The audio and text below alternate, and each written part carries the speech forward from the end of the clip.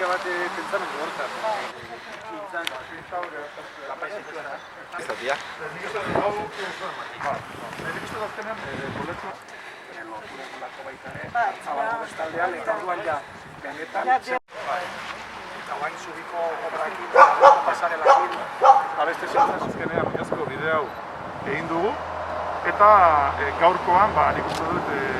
prozesu oso baten borobiltze bat ekarri dugula eta nik uste dut eskertzen du baita ere bai Debako eta baita Mutriko Alkatearen presentzia ikusten dugulako bi herrientzako eta Gipuzkoa osoarentzako esango nuke baita ere gaurko oso egun importantea dela. Oinezkoentzako 6 kilometroak dena daudela prest ja eta 200 metroko oinezko bide honekin alde batetik segurtasun ikuspegitik lehenago errepide bazterrean jendeak gaur ja erreka bazterra eta itsasoari begirako ikuspegia daukatela, ez da nik uste dut hori hobekuntza estetiko handi da, baina nik batik bat ematen dugu importantzia segurtasun ikuspegitik ze hobekuntza ekarri duen obra honek. Esan baita ere Gipuzkoako lekurik ederrenetako bat bisitatzeko aukera daukela jendeak eta osotasunean gainera ibilbide guztian, esango nuke bide honek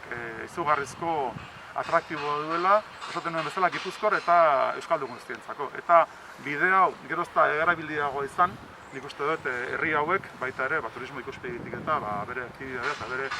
azkenean susperraldia burutzeko aukera paregala. Uraren arrazoia badakigu, politiagoa eta komodoa izango litzakela dana hemendik etortzea, erreka ondotik, estuari ondotik, baino ezinezkoa da boladizo hori egiteko baimenik ez daukagula. Kostako bidia inauguratu zanetikan, ikusten genduen Hondarribeltzetikan zubira bitxarteko zatixa, errepidetik handen bihar izaten zala eta hori zan kezkia, ezta. Diputazioare konturatu zen arazo horrekin eta hasi zen plantamendu hau etxen eta gaur da eguna bidia amatxu dana, inauguratu da eta lako baten mutrikutik eta zubiraino eta zubixa konpontzen duenean Debaraino ordu bete inguruan aiatzeko aukeri eukiko dugu, ezta. Oain artean bidetikan enbiar izaten zen bide haura, oain modu seguru baten espalutxikan etxeko modu eukiko dugu eta hori gauza ederra izango da. Bide hau inda egoteak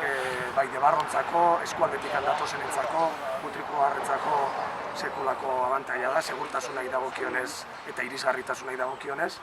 eta tokiko garapenan ikuspegitikan Zumaiak, Mutrikuk eta Debak osatzen dugun Euskal Kostaldeko Geoparkearen proiektuan baitan eta baita ere proiektu horren barruan behar dan orekan bide honek 3 herriak lotzen gaitu, azken finean Zumaia eta Deba arteko bideak ezagutza oso ezaguna da eta oain Mutriku eta Deba arteko eta Deba eta Mutriku arteko bide honek lotura hori borobiltzen du eta ez soilik segurtasuna baizik eta gozamenerako eta gure herriaz gehiago jakiteko erabat baliagarria dana.